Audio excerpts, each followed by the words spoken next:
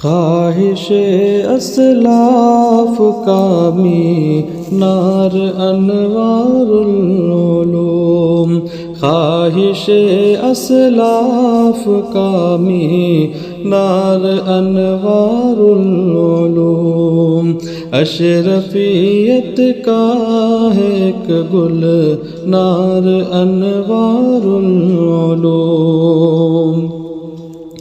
یہ دعائے تھانوی کی ایک حسین تصویر ہے۔ میں آخری تقریر پیش کرنے کے لیے حسان مجید کو دعوت دیتا ہوں کہ وہ تشریف لے آئیں اور تقریر پیش کریں۔ السلام علیکم ورحمۃ اللہ وبرکاتہ۔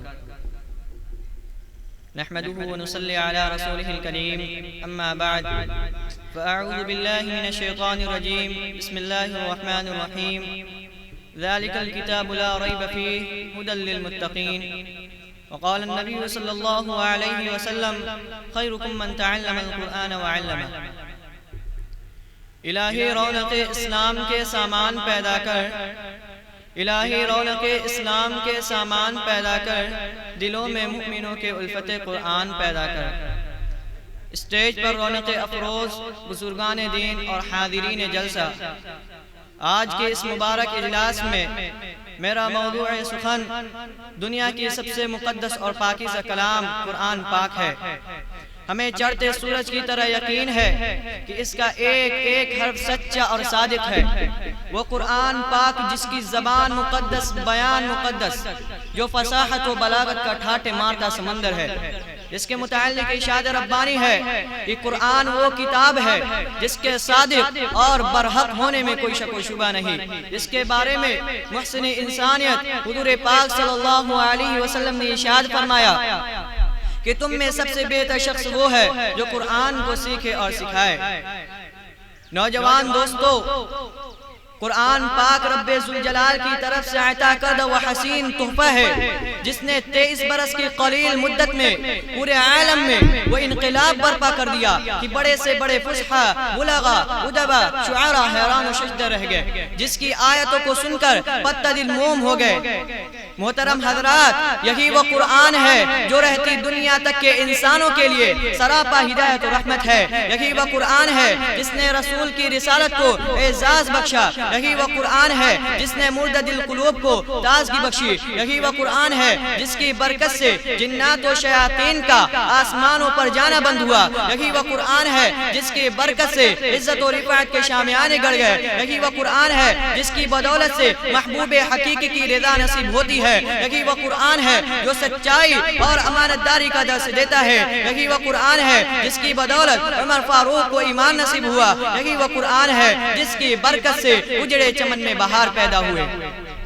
محترم حضرات، آج کے اس نازک دور میں ابن کلام پاک کو فضول سمجھا جاتا ہے، اس کے الفاظ رٹنے کو حماقت بتلایا جاتا ہے، کہا جاتا ہے کہ اس کا رٹنا اور بے سمجھے پڑھنا بے سود ہے۔ لیکن افسوس افسوس کہ اس قرآن پاک کے بارے میں ہمارا یہ خیال کہ جس کے بارے میں محسن انسانیت حضور پاک صلی اللہ علیہ وسلم نے ارشاد فرمایا، اقرأ وارتقی ورتل کما کنت ترتل فی الدنیا فإن منزلک عند آخر آیت تقرأها، کہ کل قیامت کے دن حافظ کلام سے کہا جائے گا کہ تو قرآن پڑھتا جا اور جنت کے درجوں پر چڑھتا جا اور ٹھہر ٹھہر کر پڑھ، جیسا کہ تو دنیا میں ٹھہر ٹھہر کر پڑھا کرتا تھا۔ بس تیرا مقام اور ٹھکانہ وہیں ہوگا جہاں تو آخری آیت پر پہنچے۔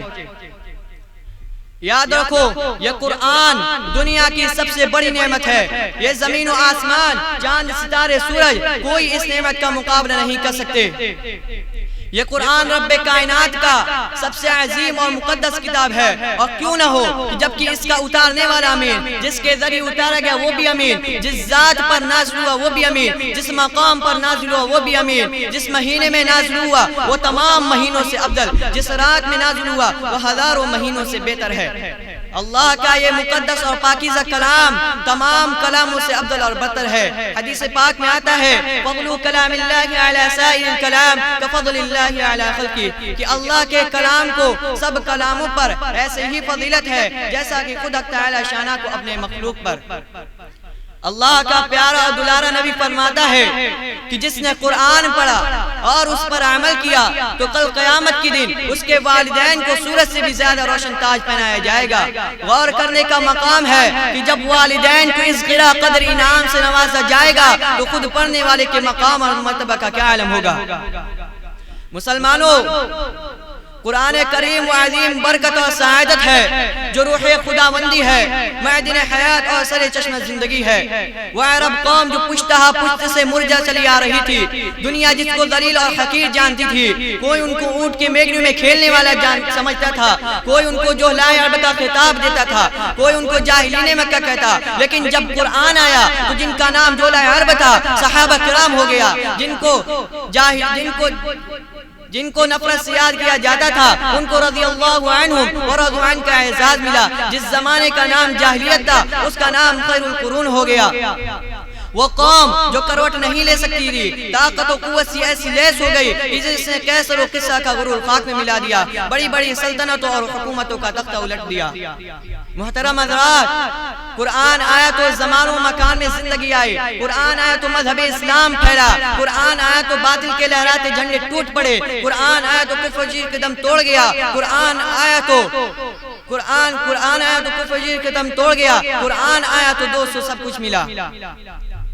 لیکن افسوس کہ ہم نے قرآن کے دامن مقدس کو ترک کر دیا، ہم نے اس کی پاکیزہ تعلیمات کو بلا دیا، اور ہوا یہ کہ وہ مسلم قوم جس کے سر پر عزت و رفعت کا تاج تھا، ذلت و رسوائی کے غار میں جا گری۔ وہ قوم کامیابی جس کے آگے بڑھ کر استقبال کرتی تھی، ناکامی اس کا مقدر بن گئی۔ وہ مسلم قوم جس کے ایک آواز پر افریقہ کے جنگل میں رہنے والے خونخوار درندوں نے پورا میدان خالی کر دیا تھا، آج ایک چیٹی بھی اس کا حکم ماننے کو تیار نہیں۔ وہ قوم جس نے کبھی حکومت و سلطنت کا فریضہ انجام دیا تھا، آج غلامانہ زندگی بسر کر رہی ہے۔ وہ قوم جس پر کبھی تاریخ نازا تھی، آج ماتم کنہ ہے۔ وہ قوم جس کی ماضی روشن اور تابناک تھی، حال و مستقبل اس کا تاریخ ہے۔ مسلمانوں، سمجھو اور ہوشیار ہو جاؤ، غفلت کا پردہ چاک کرو، ورنہ یاد رکھو کہ تاریخ ہمیں کبھی معاف نہیں کرے گی۔ محترم حضرات، میں پوچھنا چاہتا ہوں کہ وہ کون سی چیز تھی جس نے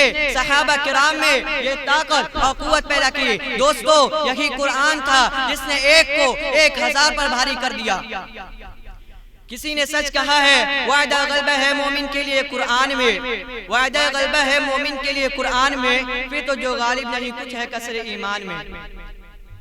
میرے دوستو، اگر ہم ماضی کی طرح اپنے حال و مستقبل کو روشن آتا بناک بنانا چاہتے ہیں تو قرآن سے وابستہ ہونا ہوگا، اسے سینے سے لگانا ہوگا۔ اگر ہم چاہتے ہیں کہ دنیا کے ساتھ ساتھ ہماری آخرت بھی سنور جائے تو اس کی تعلیمات پر عمل کرنا ہوگا۔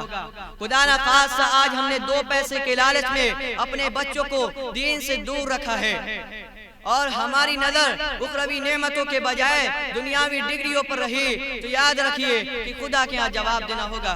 اسی پر میں اپنی تقریر کو ختم کرتا ہوں۔ اللہ تعالیٰ سے دعا ہے کہ وہ تمام مسلمانوں کو قرآن سیکھنے اور سکھانے کی توفیق نصیب فرمائے۔ وآخر دعوانا الحمدللہ رب العالمین۔